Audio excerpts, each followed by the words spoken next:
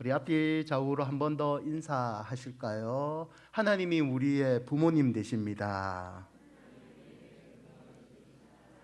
한 번 더 이렇게 인사하실까요? 부모 되신 하나님의 사랑 오늘도 많이 누립시다. 여러분, 저는 부산 사람이에요. 아무리 표준말을 쓰려고 해도 들통이 나는 그런 경상도 사람이에요. 그렇다고 해서 제가 밥 먹었나, 욕 많이 봤대, 이런 말은 쓰지 않습니다. 제 나름대로 도시에서 태어나고 도시에서 자란 그런 사람입니다.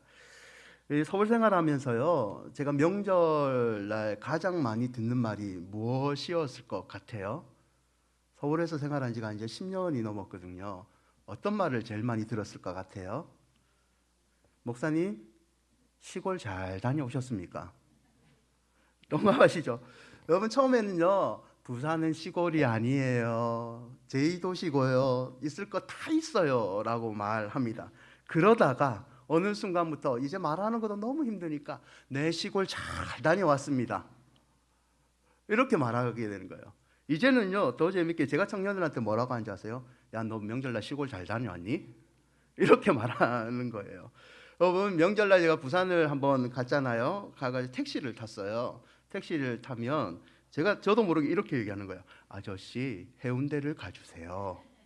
그러면 이 아저씨가 놀라듯이 서울 사람인겨 그럽니다. 그럼 저 어떻게 얘기할까요? 네, 저 목동 살아요. 저희 아버님은요, 완벽한 경상도 분이에요. 경상남도 창녕군 장마면 부정리에서 태어나신 분이에요. 그래서 군대에서 처음 제가 전화를 아버님께 드렸을 때, 저는 이제 첫 전화니까, 첫 공중전화로 전화를 드리니까 눈물이 나오잖아요. 군대 가면 다 효자 되잖아요. 눈물을 흘리고 있는데 저희 아버님 단 세 마디로 저한테 끝내셨습니다. 밥 먹었나? 힘들면 연락하고 잘 지내라. 10초 만에 끝났습니다. 그런 분이에요. 처주가를 제가 나왔는데요, 집에 바로 가지 않고 낮에 나왔기 때문에 교회 사무실, 자랐던 교회 사무실, 대학부 사무실로 놀러를 갔어요. 이제 목사님하고 전도사님하고 교회 선후배들이 있기 때문에 한참 놀다가 집에 갔죠. 아니, 집에 가니까 우리 아버지가 집에 없는 거예요. 야, 뭐 어디 가셨나 이 양반이, 아들 저 휴가 나왔는데. 근데 한참이 지나도 안 오니까 에이 설마 하면서 제가 버스 정류장을 갔어요. 혹시 우리 아버지가 거기서 기다릴까 봐, 그럴 일은 없을 건데 혹시나 하는 마음에 본 겁니다. 근데 웬걸요? 정류소 옆에 육교가 있는데 그 육교 위에 이제는 20살이 훌쩍 넘었는데 저희 어린 조카를 갖고 저희 아버지가 서 계신 겁니다. 막내 아들 휴가 나왔다고 표현은 못하고 거기서 한참 동안 막내 아들을 기다린 거죠.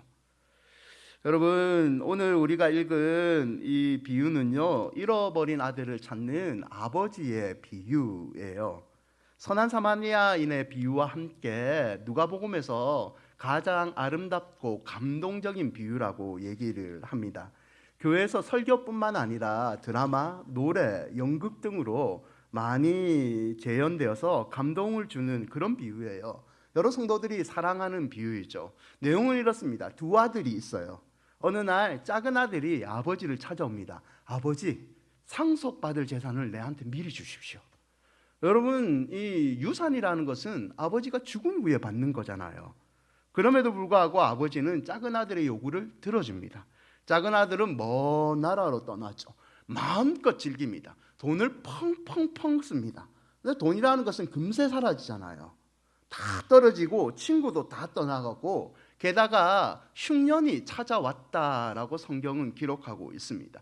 일할 것도 없고요, 먹을 것도 없어서 이제는 지업 열매, 돼지가 먹는 그런 사료죠. 사료를 먹게 되었습니다. 이렇게 비참한 날을 보내던 어느 날 작은 아들은 결심을 하게 됩니다. 이러다 죽겠다. 차라리 죽을 바에는 우리 아버지한테 가서 아버지의 아들은 될 수가 없고 아버지의 종이라도 되자. 그래서 나는 살아야겠다라고 아버지를 만나러 다시 집으로 돌아갑니다. 아버지가 멀리서 작은 아들을 알아보고요, 달려오고 입을 맞추고 좋은 옷을 입히고 가락지를 끼우고 신발을 신기고 송아지를 잡고 잔치를 베풀어 준다. 그런 내용입니다. 여러분, 이 비유는요, 크게 세 가지 관점에서 늘 연구가 됐어요. 첫 번째 관점은 작은 아들, 이런 아들에 대한 비유이죠. 초점을 작은 아들, 탕자에게 맞춥니다. 제약된 인간에게는 죄의 무거움이 관계없이 늘 하나님 앞에서 참회를 해야 된다. 그래서 예전에 수련회 가면 어서 돌아오, 우리는 다 탕자입니다, 회개하십시오, 요런 관점, 요게 첫 번째 관점이고요. 두 번째 관점은 기뻐하지 않는 큰아들의 관점입니다. 고집스러운 형에게 초점을 맞춥니다. 참여하고 돌아온 사람들을 기뻐하지 않는 기존 신자들의 불신앙, 너희들이 사랑으로 품어야 된다는 것을 얘기를 하죠. 세 번째 입장이 아버지의 사랑, 지나친 아버지의 사랑의 관점입니다. 작은 아들을 아들로서 다시 회복시키시고 용납하지 못한 큰아들도 설득해서 사랑으로 품어주시는 아버지의 관점에서 이 비유를 해석하기도 합니다. 오늘 저와 여러분은 잠깐 이 세 번째인 아버지의 지나친 사랑의 관점에서 본문을 살펴보고자 합니다. 여러분, 본문을 쭉 읽어보시면 당시 사회적인 관습으로 이해할 수 없는 행동을 이 아버지가 하는 것을 보게 됩니다. 작은 아들이 임종 전에 유산을 요구하잖아요. 당시 유대 사회도요, 우리나라 사회와 비슷해서 아버지가 엄연히 살아계신데 재산권을 처분하자라고 얘기하는 것은 아버지를 죽은 사람으로 취급하는 굉장히 모독적인 불명예스러운 행동입니다. 이에 관해서 유대인의 문어인 실학서가 있는데요, 실학서에는 이렇게 언급되어 있습니다. 아들이나 아내에게, 형제나 혹은 친구에게 당신이, 아버지죠, 살아있는 동안에 당신을 좌우할 힘을 주지 말라. 그리고 당신의 물품들을 다시 돌려달라고 요구하지 않기 위해서라도 다른 사람들에게 돈을 절대 주지 말라. 이것이 당시의 사회적인 통념이었습니다. 그럼에도 불구하고 아버지는 어떻게 하죠? 재산을 나눠줍니다. 아들이 자신을 모욕하는 행동을 했음에도 불구하고 아버지이기 때문에 재산을 미리 줍니다. 큰아들에게도 당시 습관으로는 이해할 수 없는 아버지 행동이 나오는데요, 큰아들은 동생을 위한 가족 공동체의 축제에 참석하기를 거부합니다. 누가복음 15장 28절에 이렇게 기록되어 있습니다. 그가, 큰아들이 노하여 잔치에 들어가고자 하지 않는다라고 얘기를 합니다. 몸소 나와서 야, 우리 둘째가 돌아왔다, 우리 잔치 벌린다, 너도 함께 참여해줘 라는 아버지의 이 간청에 큰아들이 나 참석 안 할래요가 아니요, 왜 참석을 해요? 라고 화를 냈다는 겁니다. 예의가 없는 거죠. 아버지에 대한 예의가 없는 행동인데요, 이 큰아들의 예의 없는 행동의 최고점은 누가복음 15장 30절에 또 한 번 나타나는데요, 아버지의 살림을 창녀들과 함께 삼켜버린 자기 동생을 표현할 때 이 아들이 돌아오매라고 표현을 합니다. 자신의 동생을 이 아들이라고 부르는데요, 이 아들이란 말은, 이 아들은 내 형제 아니고 그냥 당신의 아들입니다, 나하고는 전혀 상관없는 그런 아이입니다 라는 표현을 씁니다. 이런 말에도 불구하고 아버지는 누가복음 15장 32절에 이 내 동생은 죽었다가 살아났으며, 아버지는 내 동생이라고 부릅니다. 사랑하는 여러분, 아버지는 내 동생이라고 부르지만 큰아들은요, 대개 아버지에게 예의 없게 자신의 동생을 내 동생 아니고 그냥 당신 아들입니다 라고 모욕적인 행동을 합니다. 그럼에도 불구하고 아버지는 이 큰아들조차도 사랑으로 품습니다. 누가복음 15장 31절을 쉬운 성경으로 번역하면 이렇게 표현되어 있습니다. 아버지가 큰 아들에게 말했다. 그에게 말했다. 아들아, 너는 언제나 나와 함께 있었으며 내가 가진 모든 것이 내 것이 아니냐. 이 내 동생은, 둘째 아들은 내 동생 아니고 당신 아들입니다라고 모욕을 했던 이 큰아들에게 아버지는 그래도 아들아, 아들아 라고 끝없는 사랑을 보여줍니다.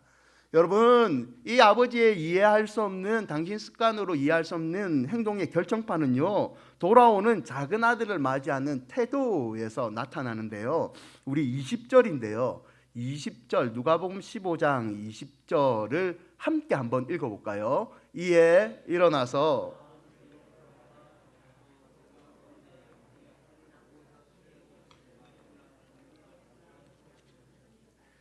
20절에 이 한 구절을 통해서 우리는 이 아버지가 아들을 얼만큼 사랑했는지 알 수 있습니다. 아버지는 결코 제멋대로 산 아들에 대한 관심을 버리지 않았음을 우리는 요 다 한 구절에서 잘 알 수 있습니다. 누가복음을 기록한 저자 누가는요, 아버지의 사랑을 이 20절에서 네 가지 동사로 표현하고 있습니다.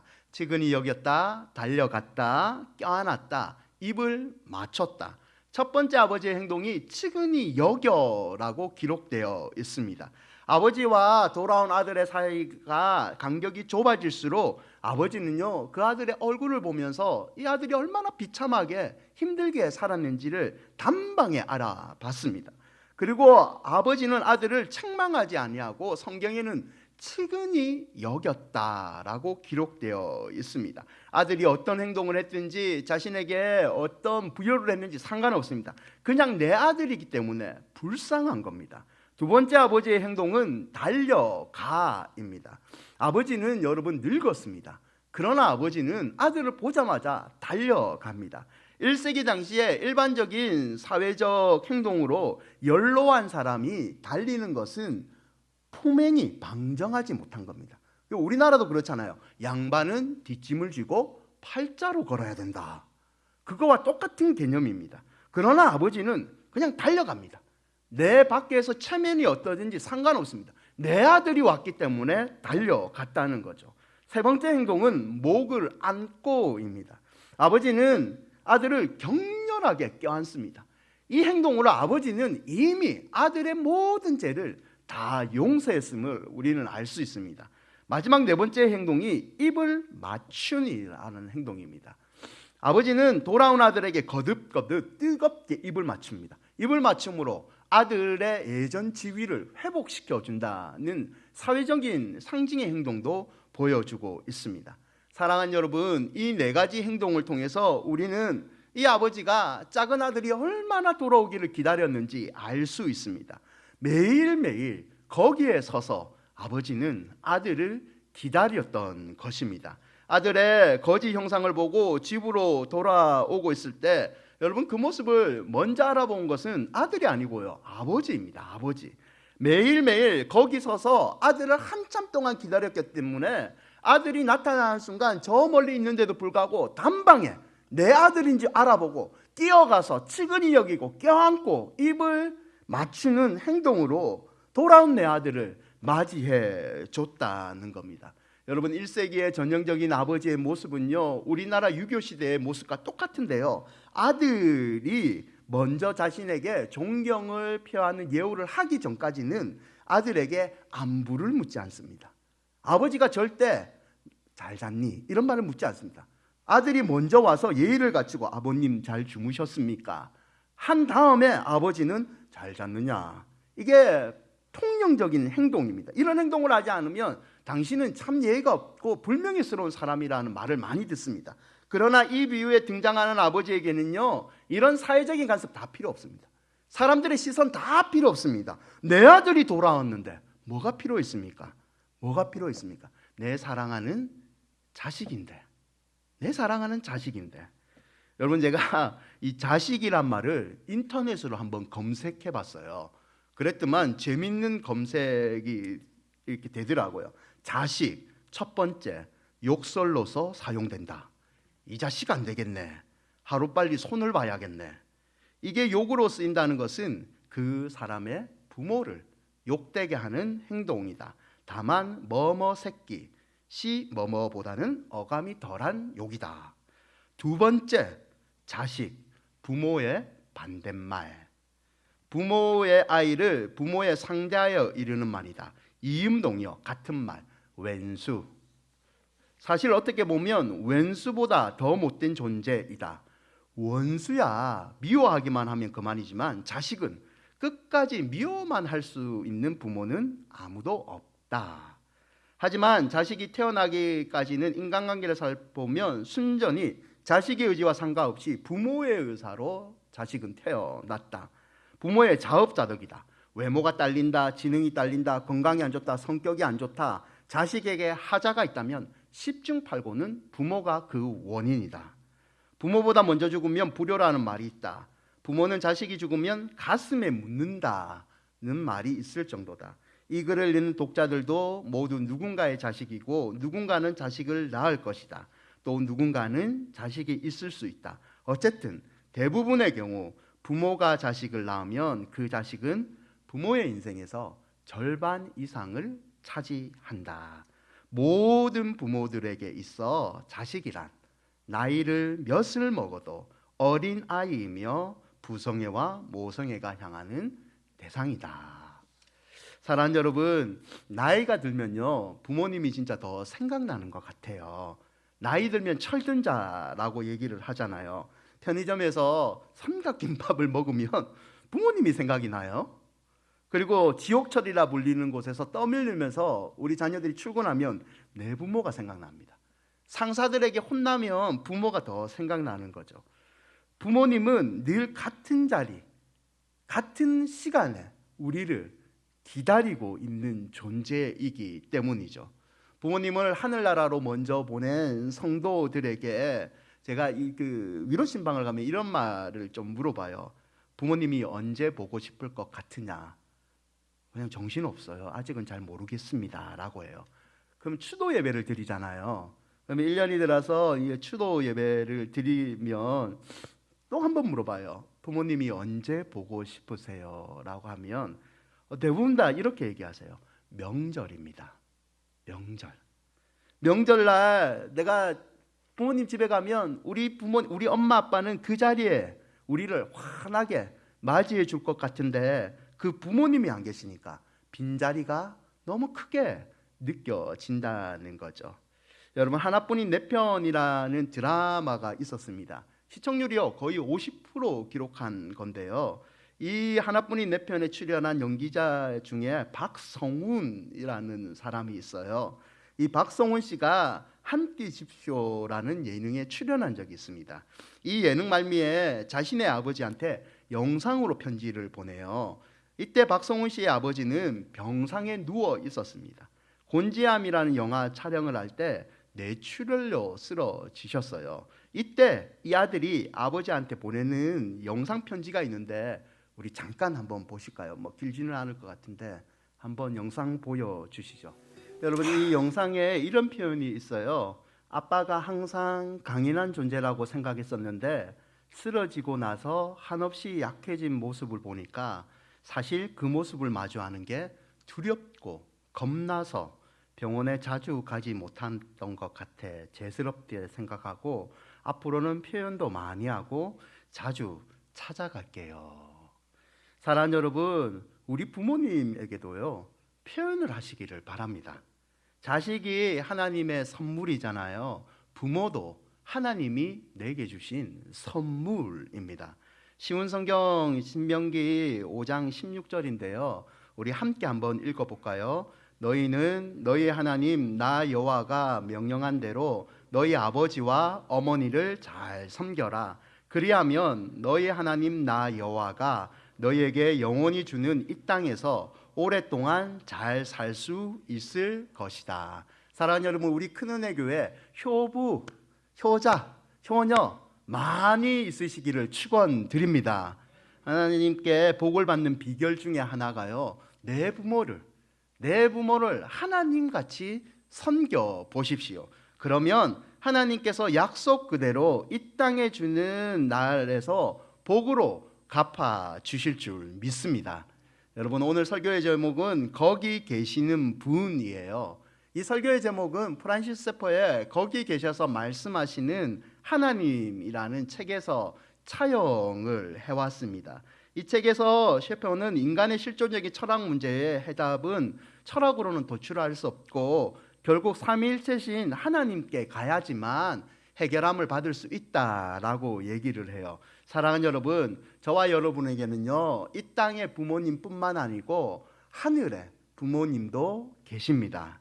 그분은요 늘 거기에 계시며 늘 우리를 맞아주시는 그리고 늘 우리에게 위로와 격려와 때로는 책망의 말씀을 하시는 분이십니다. 집 나간 아들이 돌아온 날을 매일매일 거기서 기다린 아버지처럼 하늘의 아버지 하나님은요, 늘 언제나 늘 가까이 저와 여러분 곁에 계실 줄 믿습니다. 시편 103편 13절, 아버지가 자식을 긍휼히 여김같이 여호와께서는 자기를 경외하는 자를 긍휼히 여기시나니. 예레미야 31장 20절은 우리 함께 읽을까요? 에브라임은